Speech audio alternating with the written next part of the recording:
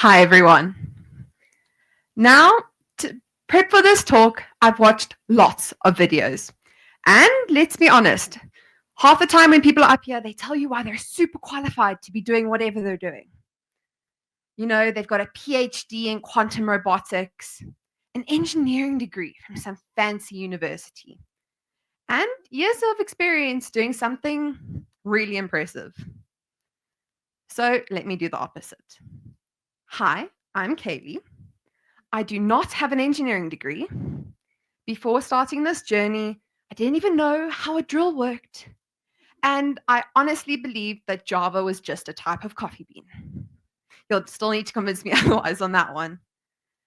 But here's the thing. I love trying things I've never done before. I get excited about anything that challenges me, even if it's wildly out of my depth. I did this in Zim. It was very cool. I was very scared. I did cry on a rock, but it was good. And that, ladies and gentlemen, is how you kick off a strong talk. Well, sort of. You see, my journey to building an augmented reality sandbox has taken me from highs to lows to some even lower lows. But today I want to take you on that wild ride with me. It's a story filled with just enough drama to rival Bridgerton and just enough tech to make it seem like I actually know what I'm doing. But before we dive into the chaos, let me give you a quick glimpse into who I am. I'm a business analyst at BBD, where my day job revolves around designing and documenting processes, and recently testing as well, which isn't my favorite, but anyway. And I sprinkle in some meetings where I say things like, let's circle back to that and we'll touch base offline.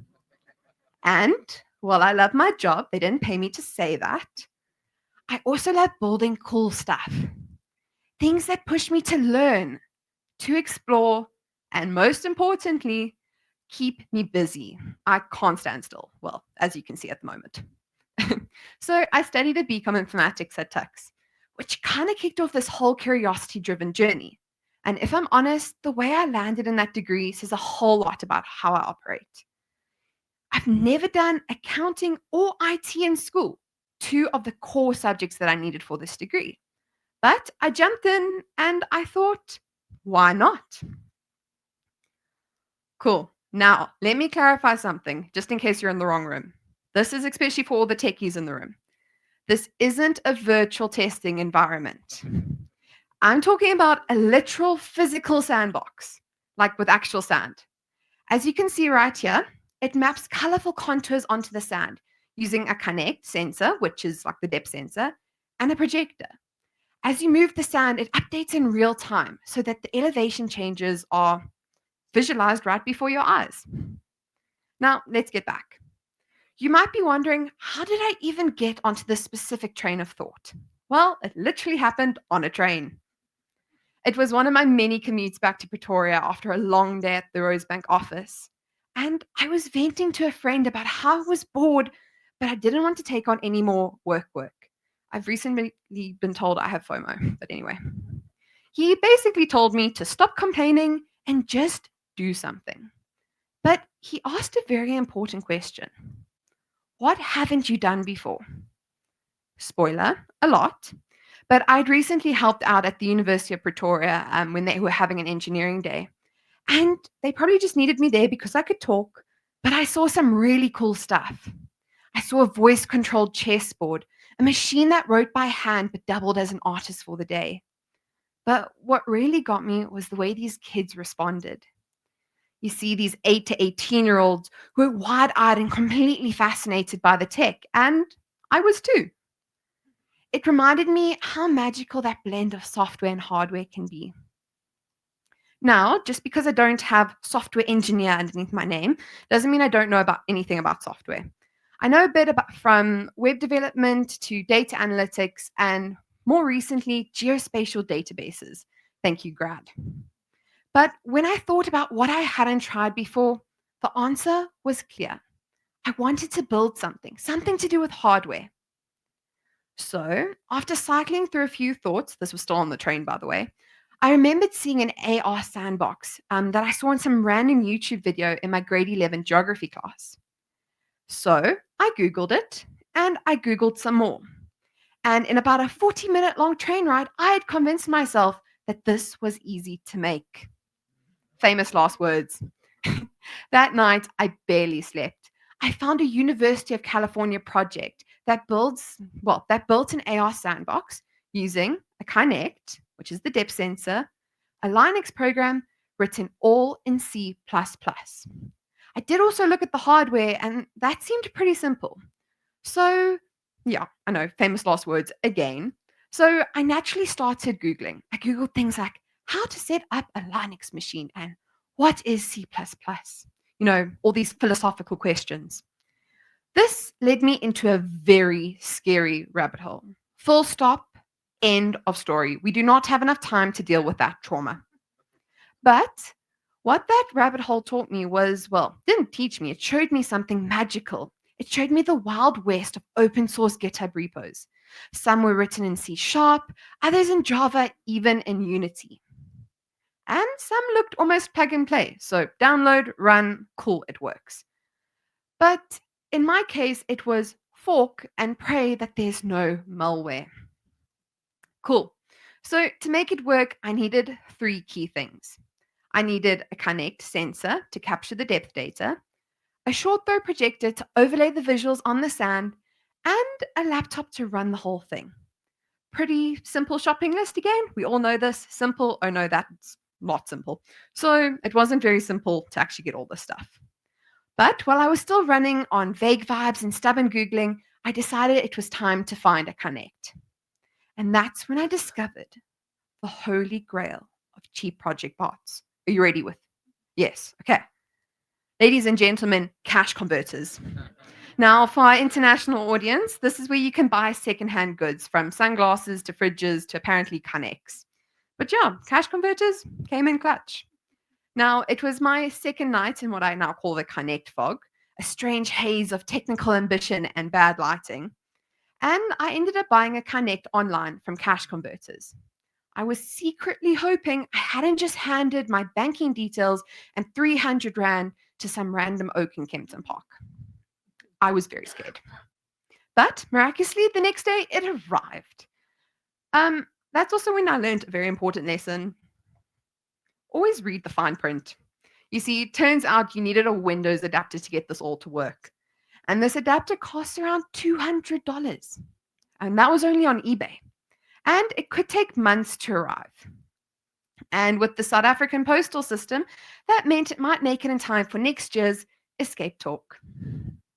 I did ask around, but unfortunately no one had one lying around, which is understandable since Xbox discontinued the Kinect in 2017. Yeah, I was 16, so it was a long time ago. But I did find a knockoff adapter on Takealot, which is like an online retailer like Amazon. It was overpriced. It took 2 weeks to arrive, and I had no idea if it would even work. And that marked the end of the Kinect fog because I could do absolutely nothing except wait. I couldn't test the Kinect and I couldn't run any software. My worst nightmare. I had nothing to do. So instead, I decided to learn. I started asking questions like, what even is a Kinect and how does this whole depth thing work? Well, here's a TLDR of what I discovered. There are 2 main types of Kinects. There's the Xbox 360 version, which uses structured light. So it throws out an invisible dot pattern and looks at how it bends to figure out what the shapes are. Very cool. Not the most accurate. Then there's the Xbox, well, not the Xbox, there's the Kinect 2, which is used for the Xbox One. This is the one I have. Okay, it uses time of flight. Basically, it fires out infrared light and measures how long it takes to bounce back. Way more accurate, has a better resolution, and a wider field of view. And bonus, it offloads a bunch of processing from your PC, which my laptop and its poor overheating soul were very grateful for, i.e. I did not have to put my laptop in front of an aircon and hope it cooled down. But during all this late night research, I also learned I needed another thing, a short throw projector. This is the kind that can create a massive image from a short distance away, perfect for shining visuals onto a sandbox. Another problem, they're not cheap. It was about 10,000 Rand over budget. And considering I had a budget of zero because I'm not that financially savvy, it wasn't looking like I could buy one. So I started asking around because why not? And it turns out ATC, which is our R&D team here, had one lying around after they just upgraded their setup. I ran a few tests on it. It included like a Tupperware dish and a few other things, but you don't need to know that. And it actually worked. So I ended up borrowing that one. Now I've had it for about 6 months. They haven't asked for it back. So I'm thinking this might be my new gaming setup, but I have a feeling I might have to give it back after this. Anyway, ruined that dream. So now I had my hardware stack. I had the Kinect, my short throw projector, and a laptop, which luckily I had already. But now it was time to consult my handyman, the person that built all of this. My dad. By the way, this is my dog Bovril. He's very cute. He was very sad he couldn't be here today. But yeah, now he's on its cinema screen. So I should mention, he lives where I grew up, all the way in KZN. Very cool PowerPoint graphic. Thank you. Now, I should also mention KZN is about 6 hours that direction. Or that direction. I don't know, just hop on the N3 and you'll end up there. With the adapter finally arriving and confirming that my cash converter Connect actually worked, it was time for me to do that quick trip. Except I don't do the N3, I was flying. So, in a bit of a dodgy fashion, I packed up everything I needed for the trip home. Okay, 2 laptops, a Kinect, a projector, more cables than I've ever owned, 3 fantasy novels because, yes, my romantasy addiction is real, and a notebook. Now, this all had to fit in my backpack, not my check-in, my backpack. So I had to go through security. Dun, dun, dun. I know, security is, I'm usually scared because who knows, maybe I forgot all the drugs in my bag and I forgot to take them out. Anyway, I was really nervous. And when I went through security, they were very interested in the projector, particularly if it had a battery. So they asked, "Ma'am, is there a battery in here?" Now, I was very nervous and had a very sore back. And I replied in like my full technical knowledge. I said, "I don't know. I just plug it into the wall." And Orotambo security, very happy with that answer. Off I went, and yeah, worked quite well. Now, when I got home, the plan was to spend the week building everything in my dad's giant garage. What it turned into was a mix of me watching him build things and losing things at the same time, and having flashbacks to struggling through maths homework around the kitchen table when I was in school. So a bit traumatic. But we did have a bit of a blind leading the blind situation here. Well, my dad is brilliant with tools and is great with maths. And I brought my optimism and my why not attitude. Neither of us had built anything like this before. So we followed the University of California's instructions. We mounted the Kinect and the projector about a meter above the sandbox. And we made sure that the Kinect was centered and that the box fitted the projected image. Simple enough? No. Well, that's eventually what we did on our 3rd attempt. In between that, we had to go and buy more wood because we ran out. So we had to go to the hardware store. Introducing my dad, who struck the classic dad DIY stance, hands on hips, pluckies on. I would like to mention health and safety is not a big thing in KZN. This was okay. If you want, focus on the people at the back who actually had covered shoes. But yeah, we grabbed the extra wood and we could finally build our MVP. And we built it using, you guessed it, wood, screws older than me that we found in a vintage spa yogurt tub, and a little bit more timber just to prop everything up. Now, when I told my dad I was doing this, he made me to promise to tell you guys this is his like POC that I'm technically bringing into production. So so this is rough. He plans on making it a lot better and with a lot less pieces of wood, maybe even metal. We'll see how the budget goes. Now, with this, we did have one small problem. You see, there's no angle shift on the projector. So the image didn't actually fill the box unless we tilted it. And you guessed it. How did we fix this problem? We chucked a random piece of wood behind the projector. I'll show you guys later, but like literally wood projector. It worked quite well. And that solved it. Now, ladies and gentlemen, this is a one-of-a-kind piece of tech. And it will be going on sale for 5 million Rand after the talk. Because if someone can sell a banana taped to a wall, why can't I? This is a bit more impressive. I think you might agree. Cool. Now, with the box built and the sand bought from Dischem, of all places, it was weird. They were confused. I was confused. They usually sell medicine. Yeah, that was a weird conversation. It was finally my time to jump into the sandbox. Well, not into the sandbox, into the software. That would be a bit difficult. This meant forking any and every repo I could find, trying to refactor their code for my use case. Now, it started off a bit shaky, as most of them were built for the original Connect 1, well, the 360, and due to a specific clause, I couldn't reuse it for the Connect 2. So my lazy approach didn't really work out. But I did find a 2017 Unity project created by someone called SensiLab, or a company. Now, it ran pretty well. If you want this GitHub link, come and see me afterwards. Happy to give it to you. I did have to tweak it a bit, and not to brag, but yes, I hit a few buttons behind the projected image, and I got an MVP running. And I could actually see that my physical sandbox was starting to do something. And to everyone's surprise, it worked. My first big win, unless you count getting the Connect through airport security, which is also a really good win. Well, Connect and the projector. It felt amazing. And now the fun couldn't last forever. You see, I had to head all the way back to Gauteng, which meant disassembling this whole thing for a cross-country journey. Now, as I said before, N3 and me don't agree. So I was flying. And while I had gotten the Connect and the projector through airport security, we can all agree, I think they would have asked a few more questions. And I wasn't putting that in cargo because getting it here was a bit dodge, and I was driving. So this had to go via car. Now, this was easier said than done. It took a full month to find someone with an open back seat or a bakkie. But we eventually found someone, one of my friends from home, and it was on its way. Cool.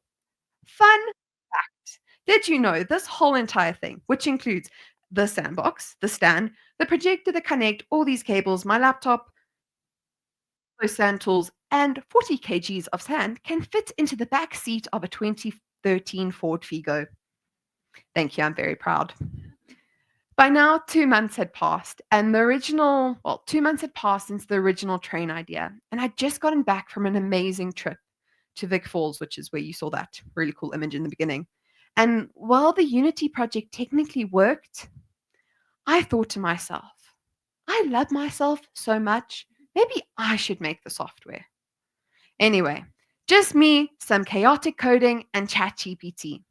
Because hey, it's 2025. Who says a BA can't code? And also, why not?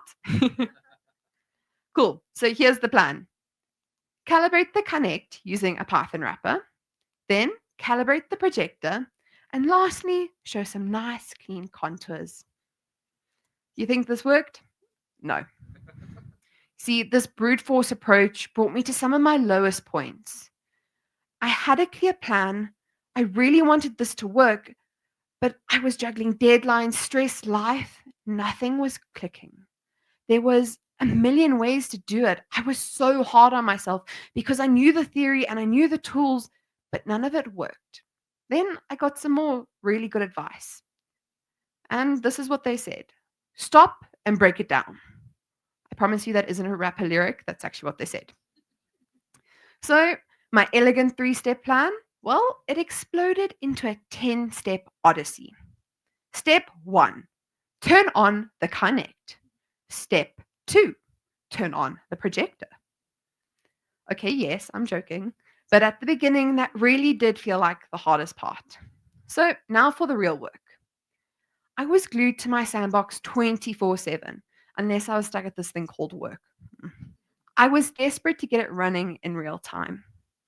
This meant a lot of late nights sitting in my freezing dining room in the middle of winter, armed with only a hot water bottle and a very thin supply of patience, i.e., it was not going well. That's when I discovered pickles. Okay, not the kind that you put on a sandwich, the Python kind. This basically captures my data frame by frame and saves it so I could build a proper processing pipeline on it. With that figured out, I could finally upgrade my setup. So instead of shivering in my dining room, I was now coding from my bed at night with my heated blanket. Every coder's dream. Anyway, that blanket gets partial credit for this project because without that, I probably wouldn't be alive long enough to solve any of these problems. Now that I had my stable data and my hands had stopped shivering, things started to pick up pace. You see, I now had to get the depth data to actually look like something other than TV static.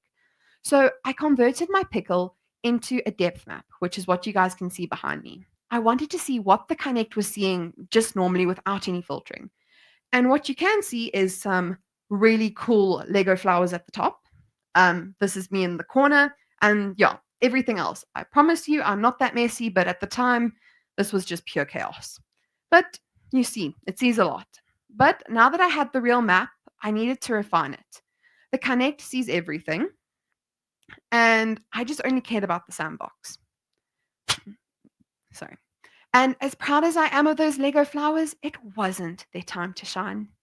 So I manually cropped the image to focus only on the sandbox.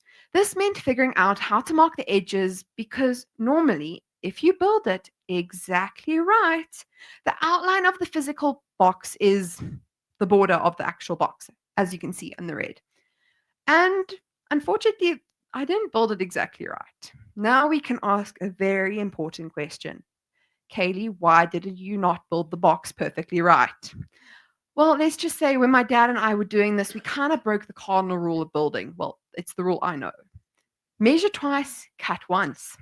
You see, we measured twice, except we measured it with one measuring tape because we both have ADD. We lost that measuring tape. Then we found another measuring tape, remeasured it, and then we both got so bored, we're like, ah, stuff it, we want lunch. This looks okay. And so that's how we built the box. And this creative approach did work, but it kind of created more challenges. You see, I now had to lock down the corners. And because I couldn't use the box edges, the corners were inside the box. So I had to find a way to pick up where the corners were. So at one point, I tried to build markers out of Lego. Very good idea. When that didn't work, I tried using random household items. I used a water bottle, I used Tupperware, which may or may not still have sand in it today. I really need to clean my dishes. But yeah, the problem was none of this really worked. Turns out a lunchbox is not a precision calibration tool. Who knew?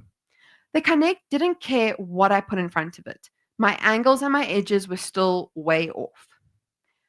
But that's when I realized the real challenge. You see, the Connect and the projector don't naturally agree on what aligned means. One is staring down at the top, the other one's blasting light. They were confused. I was confused. They weren't seeing the same thing. So everything was way off. But once I realized this, I abandoned my household item approach and upgraded to something way more reliable. I basically took the projector and made sure that was parallel to the box, and then I applied a really cool algorithm. It's called squint and make sure that the angles line up. Yeah, not exactly Bain's theorem, but it worked. And yeah, it worked better than the lunchbox and super happy with it. I do want to mention here that this is where I still have a lot of work to do. You see, my plan is to automate all of this using proper intrinsic and extrinsic calibration. So basically, the project and the connect are mathematically going to agree where they are and what they're seeing. And so yeah, so no more Legos, Tupperware, or squinting. But now that I had my area of interest identified, it was time to pull the sand out of the depth map and start looking at the elevation.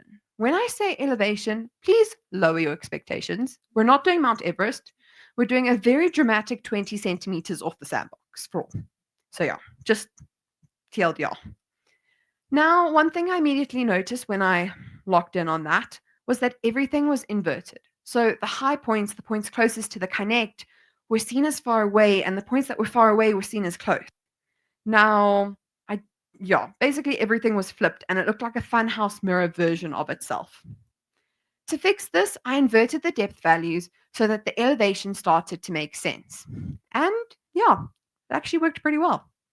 But with these fixes, the sandbox was finally starting to behave like a real elevation map, correctly orientated and ready for the next step. Now, with the data, now the plan was to get the data to stop looking so spiky. Yes, it's a hedgehog. It's very cute. It has a crown. The depth readings were all over the place, and as much as I wanted them clean, the chaos of the raw sensor data was there to stay. Introducing my friend Carl Friedrich. Yes, he's old. I don't know when he died, probably long ago. Anyway, I applied a Gaussian blur. Now, Gaussian blur, it's really, really cool. And I can't pronounce his surname. If you've ever done a stats or maths module, your person's probably mentioned it 3 different ways. But whatever you call this fancy sounding method, it basically smooths out the jagged edges in your data by averaging the values with their neighbors. So it's weighted so that the points closest to the center have more influence. You guys don't really need to know what that means, i.e., thanks to Carl, things were less spiky and it was a lot smoother. That's the short version. So instead of getting, rolling hills, well, I now got rolling hills and less spiky volcanoes. It was now time to map my contours. For those that are unfamiliar, contours are lines connecting points of equal elevation. Think of them of the sandbox equivalent of connect the dots, but in 3D. And luckily for me, OpenCV had made this straightforward with its fine contours method. And after the chaos of the Gaussian blur, things were looking really good. And I was very grateful because at this point, I was tired. But the contours lined up nicely and my sandbox started looking like a proper miniature landscape. Then I could add some color. Woo! Okay, for all my UI UX designers who are staring at me in the front row there. Yeah. So I could finally add some color. Now, what this means is when I map the contours, I said, listen, if it's between this contour and this contour, make it blue. And if it's between this one and this one, make it green, red, orange, so on and so forth. Now, unfortunately, this is boring. I tried to replicate a proper topographical map, but for all of you color enthusiasts, if you wanted to make the lowest points fuchsia pink, you could do that, or seafoam orange. I don't really care. There was lots of options, but I wanted this to replicate a topographical map. Now, ladies and gentlemen, this was just getting 1 frame. The Connect captures 30 frames per second, and this whole process was just for 1 frame. Super long, and obviously more problems came up. You see, while it was great, it wasn't tracking any movement, and I wasn't pickling every frame. I was tired. But I wanted this to run in real time. So this meant taking the pipeline and running it 30 times per second. Now, my laptop struggles when I have YouTube, Google, and Sims open at the same time. Like, it's dead. So this was a proper workout for it. So I tweaked my code a bit and I got it to work in real time, mainly using OpenCV and the Connect's built-in SDK. More problems. You see, it jittered like crazy. Think giving an espresso shot to a 4-year-old. Every tiny hand movement sent the visuals bouncing around. So I built in a buffer, comparing the current frame with the previous one, and only updating if the change was big enough.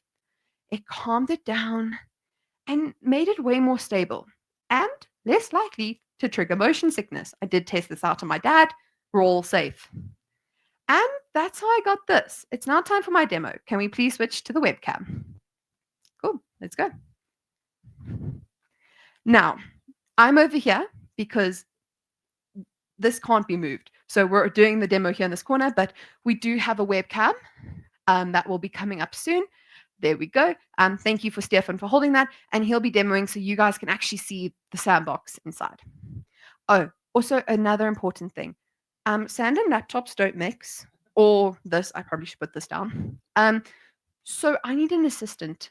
I want to call this person not a solutions architect, the landscape architect. Anyone wanting to come and play with the sand? Julia, let's go. Okay, cool. So now I'm going to try and get this all set up quickly. What I need you to do, okay, look at the people. What Julia is going to do, okay, is I need mountains and valleys. Okay, if I don't like it, I will tell you. I am a BA. I'm very direct. Okay, so you're good. Okay, we will all be judging her. Okay, great. So please do it properly. Okay, cool. Go for it. I do have some really cool, handy tools already found. So thank you, Crazy Store. I have a baby spade and I think Julia's got a rake.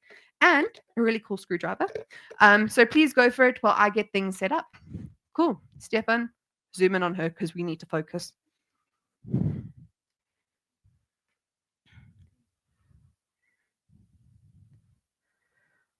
Okay.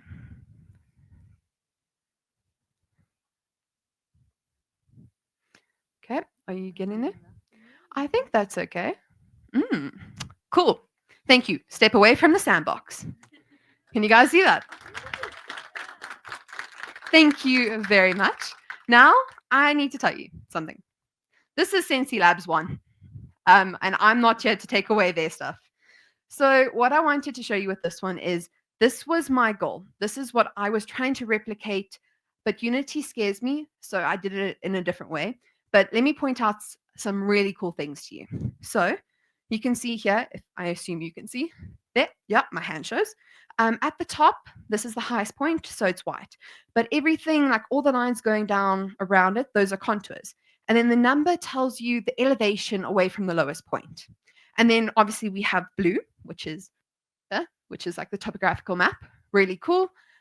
Yeah, so high and low points. Julia, I do like your mountain. I'm slightly impressed, but you can do better. Please move it around. Cool. Now we're going to see how it reacts in real time. Cool. So as Julia's moving, what's happening is the Kinect is capturing all the step data. As I said, 30 frames per second. It then runs into my laptop where a whole bunch of stuff happens. So similar to my processing pipeline, but in Unity, so more chaotic, I assume. And then through a whole bunch of cables, yes, every single port in my laptop is occupied at the moment. It's then projected onto the sandbox. Cool. I think you can stop playing with the sand, but I'll tell you later, not now. You did it too soon. Cool. Who would like to see my version? Cool. Let me get that ready. Okay, you still need to be doing it. They're gonna think I'm cheating if you don't change it. You didn't explain UX principles. Fair point. I could improve my explanation skills. Okay. Jules, please stand away from the sandbox. I appreciate it. Oh, you lost your ring. It's not that deep, folks. It's 20 centimeters. We should be fine. Cool. So now what I'm going to do is I'm going to show you our custom color map. So what happens? Well, the color map. So what I'm going to do is I'm going to take one frame, that whole entire processing pipeline that I explained to you. That's going to run. I promise you, it will be quicker than my talk, which was about 20 minutes. Whoopsie, over time. But yeah, so let me run this. So what this script is going to do is the connector is going to light up, capture frame. Cool. I now have that frame. So it's saved as a pickle. So then I copy this pickle. I know there's probably many developers saying, why don't you automate this? Well, I was scared. It worked and I left it. Cool. Great. And now let me run this and hope it shows on the right screen. Great. You can now, nope, that's not how that works. Great. I can get off the floor. So thanks to Julia's beautiful landscaping, you can see I now have my high points and my low points again with the contours and the numbers. Really, really cool. But Julia, I do apologize for doing this. If I take my hand and I do this, it didn't change. Can I tell you, it is cheating basically, but it works really, really nicely. What happens is, yeah, so it's doing what it's meant to do. It's projecting an image onto a sandpit. So really impressive, but this was a really good halfway point. Now, because I don't want to tease you guys too long, let me show you my actual version. Jules, do you mind redoing it so they don't think I've just copied and pasted stuff? Cool.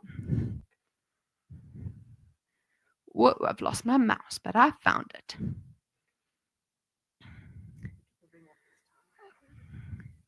Cool, I'm now going to be running mine. Step away from the sandbox.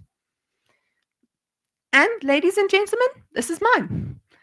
Very, very cool. Thank you. This took me a lot of time. Really, really cool. I've said cool a lot because it really is cool. So what I've got going here is you can see I have like all the different contour lines. I didn't get a chance to add the numbers in. That was just chaotic. And then I've got my color map going, so you can see the darker blue points, and then the higher elevation is green. So really nice. One thing you might want to notice is if I do something like this, you can see my hands. This is because Unity is really, really good with graphics. Python, not so much. So this is a really nice version. I'm running it with my local PC. So this means anyone can really run this. Yeah, and let me move it around. So as you can see at the moment, it's very stable, which I'm happy about. And then if I move it, sorry, Julia, I'm taking your job. If I move it around, cool, it actually changes. And it's not so jittery and it stays and it equalizes. Yeah, I'm sorry, I'm really proud of this. It's really, really cool. Yeah, but thank you all very much. Thanks. So I just want to say a big thank you to Julia and Stefan for assisting with this demo. This will be here afterwards, so you guys can come and play in the sand because trust me, everyone's been coming and they're like, "Oh, can you turn it on?" I'm like, "Guys, I'm practicing." Anyway, we've showed a lot of people, so you're all more than welcome afterwards to come down and see how this works. But now I think I need to answer a very important question, which is why on earth, Kayley, did you do this? Which is a very valid question. But yeah, let's change over to the slides, which I need to share. Cool. Let me change over to my slides.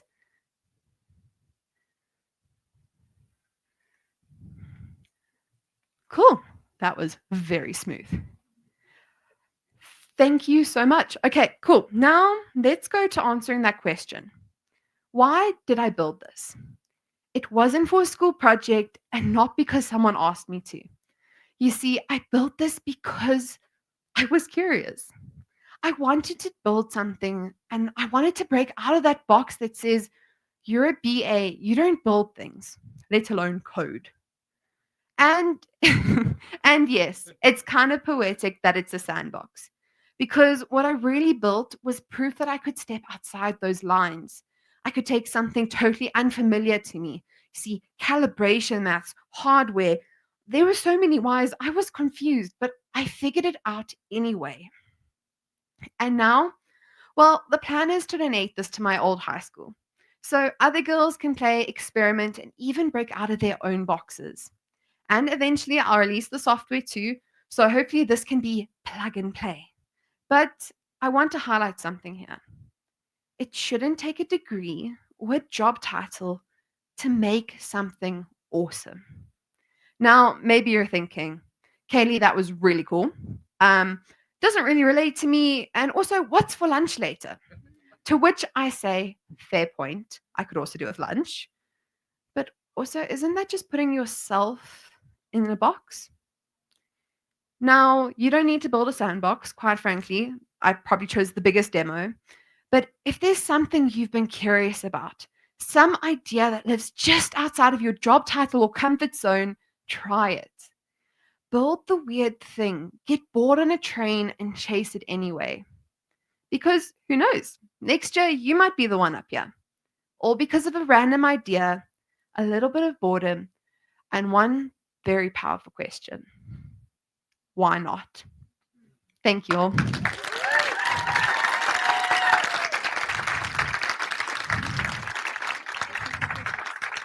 Cool. Any questions? Remember, I'm a BA, so I'll answer them as best as I can. Cool. Any questions? No. You are allowed to ask questions.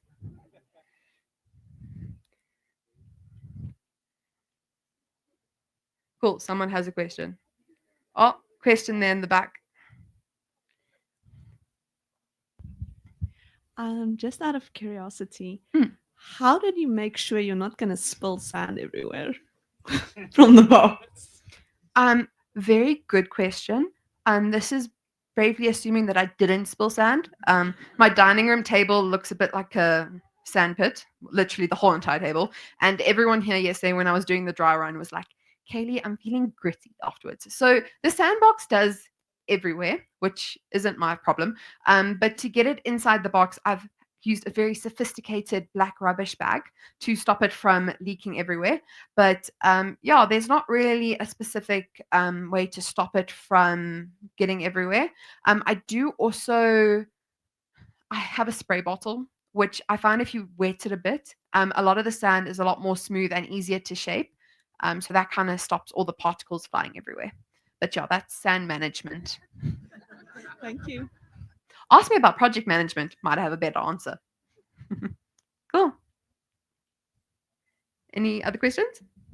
Oh, one in the front as well. What's next? Very cool question. So next, I'm taking this to my local high school in KZN, where I'm going to demo it, and I'm also going to show the girls how I did the software. So hopefully they can build on it and create, I don't know, games. There's so many, like if you just Google, there's so many things you can do with this. I've also am going to give the software to other schools. I'm not going to build the box or give them my Connect because I really like those. And yeah, so hopefully we can roll this out as a charity thing to many different high schools. I do want to make sure that the calibration is a bit better, so they're not, shoving a random piece of wood underneath the projector to get it to calibrate properly. But yeah, so once I've finished with the calibration, the plan is to give it to anyone who needs it. Cool.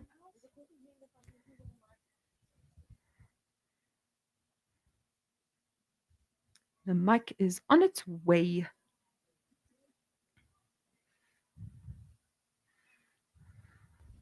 At the end of the day, you had a quite wonderful demo, obviously, with the out-of-the-box stuff from Unity and then yours as well. Mm-hmm. For efficiency, what frames per second did you end up getting for your solution? Very good question. So as you could see with when I put my hands in there, the frames, it was taking a bit of a longer time to process. So I ended up going for 10 frames per second, just because I found that's what my laptop could do without burning down. And also I feel like if I have a really cool high spec laptop, I could go 30 frames per second, or I'm sure there's a really cool solution somewhere to get it to run that. But I thought for an educational tool and for everyday use case, 10 frames per second is sufficient. And the stuff you used to make it a bit faster, like the blur and things like that. Yes. Did you also consider that you said that if there's not a lot of changes, you don't update it? Did you also do it pixel by pixel? I did it frame by frame. So essentially what I did was, someone on a train told me this and it was really helpful. I was battling with this problem for like 3 weeks and someone's like, oh, just do this. And I'm like, okay.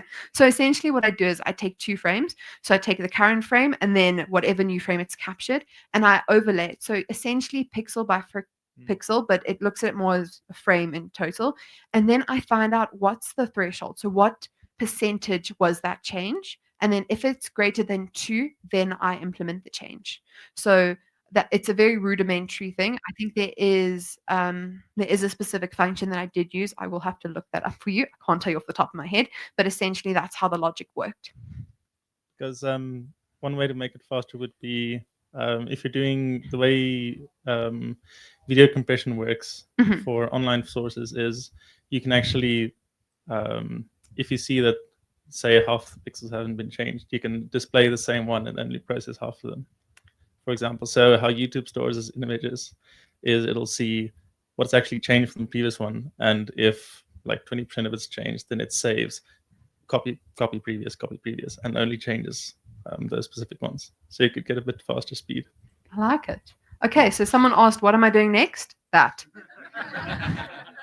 Cool. Thank you all very much. The sandbox is here if you guys would like to come and look at it. But enjoy lunch and thanks very much.